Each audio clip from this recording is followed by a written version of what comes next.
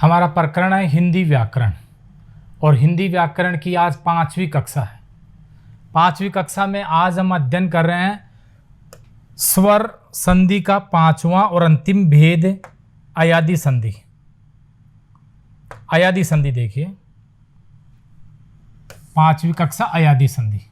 अब देखिए अयादी संधि, इसका पूरा नाम है अयादी स्वर संधि, और ये 5वीं और अंतिम है। हमने स्वर संधि के 5 भेद किए थे और 5 में आखिरी पर स्थान देना आप अयादी स्वर संधि को। क्यों? क्योंकि नंबर 4 की बात करें तो यण संधि पढ़ी थी हमने, यण संधि। और यण संधि में हमने क्या पढ़ा था? यण संधि में पढ़ा था कि ई, उ आदि प्रारंभ में आएगा, और इससे आगे वाली कड़ी अब आ जाओ यण में, अयादी में। और अयादी में क्या हो जाएगा? ए, आई या फिर ओ या औ। बस इन 4 वर्णों को क्रम से याद रखें। इसलिए कहा था कि 3 का युग्म अलग बन गया, दीर्घ, गुणे और वर्धी, इन तीनों को एक क्रम में, और इन 2 का अलग बन गया। यानी पहले नंबर पर अयादी रखनी, यण रखनी है, और फिर रखनी है अंत में अयादी। क्यों? क्योंकि हमने यण में देखा था कि प्रारंभ के स्वर ये होंगे। अब कह रहे हैं प्रारंभ के स्वर ये होंगे। इसका मतलब ये इसके ठीक बाद की कड़ी तो है कि हम स्वरमाला को याद करो तो हम देखते हैं कि इसी प्रकार से ई, उ, री, और फिर ए, औ, इस प्रकार से। तो ये उसी की है, ताकि आपको याद भी रहे और आप कभी भ्रमित भी नहीं हो। तो आज हम इस संधि में यही पढ़ने जा रहे हैं। जैसा कि इसका नाम है अयादी संधि, वैसा ही देखिए नाम से भी आप याद रखें, अयादी स्वर संधि। अयादी स्वर संधि। और जैसा कि हमने कहा ए, आई, ओ और औ, बस इन 4 का खेल है। ये प्रारंभ में होंगे, प्रारंभ में होंगे, इसका मतलब इस प्रकार से। और उसके बाद में आएगा असमान स्वर। वही बात जो यण के संदर्भ में कही थी, असमान स्वर। इसके अलावा, इनके अलावा, यानी ए या आई के अलावा आना चाहिए, ओ या औ के अलावा आना चाहिए। इन सब में यही नियम लागू हो जाएगा इसी प्रकार से।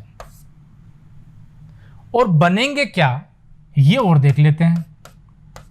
चारों में 4 प्रकार से अलग अलग बनेंगे। देखो, ए ये, आ ये, ए व, और आ व। चाहो तो आप इनको अलग से याद रखें, नहीं तो इसी बात से समझ जाएं। यहां देखो अये और आय हुआ है, औ और आ हुआ। मूल शब्द तो अये और औ ही है यण संधि में। यण में, अयादी में देखो अये, इसी से बना है अये, यहां तक देखो, और अये ही लिखा है। अगर इसी को आगे देखें तो इसमें प्रारंभ इसी से हो रहा है, अये से, तो अयादी संधि में अये आता है। और क्यों याद रखें कि पहले ये आएगा फिर वह आएगा? क्योंकि हमारी जो वर्णमाला का क्रम है उस क्रम में भी यही है, ये रह ल व, ये रह ल व, इसी प्रकार से है। तो इस प्रकार से देखो पहले क्या आ रहा है, ये आ रहा है, और इसमें भी ये आएगा। और पहले उस स्वर की बात करें, देखो पहले ए आता है और फिर ओ आता है, तो इसी का लघु और दीर्घ हो गया, इसी का लघु और दीर्घ हो गया। दीर्घ है तो आ की मात्रा आ जाएगी, देखो दोनों में आ गई है। तो इस सूत्र को एक बार समझना है, और जितना समय आप इसको समझने में लगा दोगे और फिर आगे बढ़ोगे तो अच्छी तरह से आपको समझ में आ जाएगी। अब देखते हैं हम उदाहरणों से इसको, कि किस प्रकार से हमने जो पढ़ा है और हमने जो समझा है, क्या उदाहरणों में ऐसा ही चल रहा है, क्या ऐसी बात है क्या? देखिए, ए, आई, ओ, औ और असमान स्वर, और बनना क्या है? अये, आये, अव और आव। ये हलंत है सबके। अगर ए आ जाएगा, आ जाएगा तो पूरा हो जाएगा, नहीं तो उसकी मात्रा आ जाएगी। तो इस प्रकार से ये बनेंगे। ये बहुत महत्वपूर्ण है।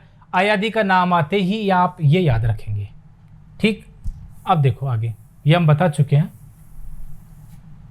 उदाहरण देखिए अब, और उदाहरण में देखिए सबसे पहले है नयन। नयन, और बहुत बार परीक्षा में पूछा गया है, और थोड़ा अजीब होता है कि हम कल्पना नहीं करते हैं, और संधि में देख रहे थे कि हाँ दोनों शब्द उससे मिल रहे हैं, इसमें थोड़ा नहीं मिलते हैं। क्यों नहीं मिलते हैं? क्योंकि आगम होता है, अय का, औ का, आदि का आगम हो जाने के कारण से इस प्रकार से हो जाता है। अब देखो किस प्रकार से बना है, ने धन अन। अब विकार तो इन दोनों के अंत में होगा ना, पहले शब्द का आखिरी और दूसरे शब्द का प्रारंभ। इसका आखिरी क्या है? ए, ये लीजिए, और प्रारंभ क्या है? ए। और बना क्या है? ये देखिए आप क्या बना है। अब देखो आप, शब्द बना है नयन। नयन, अब इसका मतलब है अय बना है, अय बना ये है। अब ये ए आ गया, इसका मतलब हलंत अब हट जाएगी हमारी, तो शब्द क्या बन गया? अय।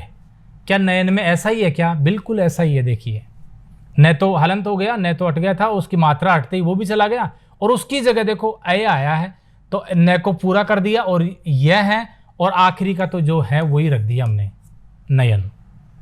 तो नयन का संधि विच्छेद होगा ने धन अयन, ने धन अन, बस, और शब्द बन गए नयन। इस एक शब्द को ध्यान से समझ लें आप, ने अन, एक का ऐसे मेल होने से अय बन गया है, हलंत हट गई है ए आने से, और इस प्रकार से ये नयन शब्द बन गया है। परीक्षा में ये भी दे सकते हैं, पूछेंगे कौन सा युग्म होगा, या ये भी दे सकते हैं संधि विच्छेद क्या होगी, या ये भी दे सकते हैं संधि का नाम बताओ। तो आप विशेषताओं के आधार पर संधि का नाम बता सकते हैं कि ए और ओ या औ या ओ आदि किसके आते हैं, तो अयादि संधि के आते हैं, आखिरी के आते हैं। वर्णमाला में भी इनका आखिरी क्रम है। गायक देखिए, अब कुछ नहीं हुआ, बस ऐ की मात्रा लग गई है, यहां ऐ की मात्रा आ गई। अगर आ की मात्रा है तो ऐ की मात्रा आ जाती है, और अक है, इसका मतलब है गई धन अक। अब इसमें किसका मेल हुआ है, तो ये आया ऐ, इस प्रकार से, यही तो है, और यहां पर ए है। अब बनेगा क्या? ए से आपको बताया कि ए पहले आता है उसमें, तो यह आएगा पहले, तो इसका मतलब है अय, और यह क्या हलंत नहीं लगा रहे क्योंकि ए आ गया, अय बन गया, और इसी प्रकार से बन जाएगा गायक। गायक, तो इस अय से क्या बन गया? गायक, इस प्रकार से। अब गायक का पूछ लें तो ये लीजिए, आपको ये देखना है यह है, तो आपको ये जरूर याद रखना है कि यह है तो इसका मतलब ए आएगा, और वह है तो इसका मतलब ओ आएगा। बस इतनी सी बात याद रखनी है, बाकी ठीक है। तो गायक का इस प्रकार से हो जाएगा। ज़्यादा समझाने की अब शायद मुझे आवश्यकता नहीं है, क्योंकि आपने इन्हीं संधियों को, इन्हीं सारे नियमों को देखा है। बस अब तो सिर्फ पकड़ बनानी है कि हाँ इसका ये हो गया। पवन का पो धन अन, कहने की आवश्यकता नहीं है, ओ है और अन, और क्यों है? क्योंकि वह आया था यहाँ पर, यह होता तो ए या आई में से होता, और अगर वह आ गया है यहाँ पर, इसका मतलब है कि बिल्कुल ओ की मात्रा लगानी है, पहले वर्ण के ओ की मात्रा लग गई, तो क्या हो गया? आ नहीं है इसलिए औ नहीं किया, आ होता तो यहाँ पो हो जाता, और इस प्रकार से ये कर दिया। अब देखो ये आ ही गया है, वह है इसलिए आएगा ये ओ, और फिर आ की मात्रा और है इसलिए कर दिया पऊ, और पऊ धन अक बन गया पावक। तो पावक का संधि विच्छेद हो गया पो, पऊ धन अक। चयन में देखिए यह है, यहाँ पर यह है तो एक की मात्रा लगानी है, बस इतना सा याद रखना है। तो चे धन अन चयन, और नहीं आ जाए, इतना ही आ जाए नहीं है तो बिल्कुल ए तो आगम होगा ही होगा, ए तो आएगा। हम ये को उठा रहे हैं तो ए आएगा, और ए आ गया देखो, तो चे के ए लगा दिया तो चे हो गया, और आगे वाला वही रहेगा जैसा है अन।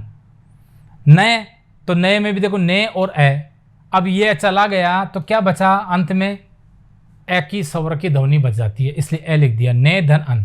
और विधायक विधेय धन अक होता है, विधायक का विधेय धन अक। बिल्कुल सरल है, बहुत सरल है, कुछ भी आपको ज़्यादा माथापच्ची करनी ही नहीं है। नायिका तो न और इक्का, क्योंकि ई की मात्रा लगी हुई थी इसलिए इक्का, दोबारा समझ लो, न धन इक्का। इसका मतलब है इसमें क्या है, कौन सी ध्वनि है? इसमें आप देखेंगे न नहीं है, ने आएगा ने, और ने भी नहीं, नहीं आएगा नहीं। तो देखो नई, तो यहाँ पर है आई, और यहाँ है ई। अब इनसे क्या बना रहे थे हम, अय बना रहे थे, और अय में ई भी जुड़ेगा तो अय हो गया। तो इस प्रकार से ए होता तो, लेकिन ई है, इसका मतलब ई की मात्रा लगानी है, तो ये लीजिए छोटी ई है, छोटी मात्रा लगा दी नहीं। अब शब्द क्या बनेगा, आई से तो ना आ की मात्रा आएगी, ना ई का, ये लीजिए, और यही है नायिका। इस प्रकार से दायनी तो बिल्कुल देई धन अक, दायनी, इस प्रकार से बन जाएगा। गवाक्ष तो गो धन अक्ष, वह था इसलिए ओ की मात्रा लगाई है। बस इतनी सी बात याद रखना, ए है तो फिर आपको यह की कल्पना करनी है, और ओ है तो वह की कल्पना करनी है। और गव्य आ गया तो देखो ये इसमें बिल्कुल नियम वही आ गया, गो और यह। अब इसमें अगर बात करें तो क्या है, ओ, और इसकी में बात करें तो यह है। अब देखो यह है तो इसमें क्या बनेगा, अब इसमें बनेगा हमारे पास ओ से बनता है वह, और वह हलंत वाला बनता है, अय बनता है, और अय में इसको पूरा करने वाला कोई स्वर है ही नहीं, इसलिए ये रह जाएगा ऐसे ही, आधा ही रह जाएगा, और आगे वाला जो था वही लग जाएगा, और गए तो आएगा, तो शब्द बन गया गव्य। ये थोड़ा कठिन और जटिल है, और मुझे लगता है कि ये महत्वपूर्ण भी है, गव्य, इसको याद रखना। भवती तो भो धन अति, भवन भो धन अन, हवन हो धन अन, गवेंद्र गो धन इंद्र, देखो इंद्र लिखा है, और वह है इसलिए ओ की मात्रा लगाई है। पावन, अब यहाँ पर वह है तो ओ की मात्रा लगेगी, आ की मात्रा है तो औ लगेगा, तो औ हो जाएगा, तो पौ धन अन। बस इसमें ज़्यादा समझाने वाली बात है नहीं, इसलिए मैं शीघ्रता से चल रहा हूँ। अगर किसी में समझाने वाली बात आएगी तो हम रुक करके उसको और सावधानी से थोड़ा समझेंगे। और आगे देखिए भावना, तो भऊ धन अना, ये याद रखें कि आ की मात्रा है तो ये तो आएगी, ये कहीं नहीं जाएगी। श्रावण तो श्रा हो जाएगा, श्रा, अब श्रा नहीं श्रो हो जाएगा, श्रो मात्रा नहीं है। श्रो धन अन, और शावक है तो सो धन अक, और भाव है तो भो धन ए, ये वह उसी में आ गया। नाविक तो नो धन इक, इक की मात्रा इसमें लगी हुई है। भावुक तो उक लगाना है, ये यहाँ इसमें चला जाएगा। भवन तो भो धन अन, दायनी दे धन इनी, ये इनी इसी का है, इक की मात्रा को यहाँ पर ले लिया है। बहुत सरल है, एक उदाहरण को समझ जाएंगे तो आप सारे उदाहरण अपने आप ही करने लग जाएंगे। और ये थी हमारी छोटी सी कक्षा और छोटी सी संधि का भेद।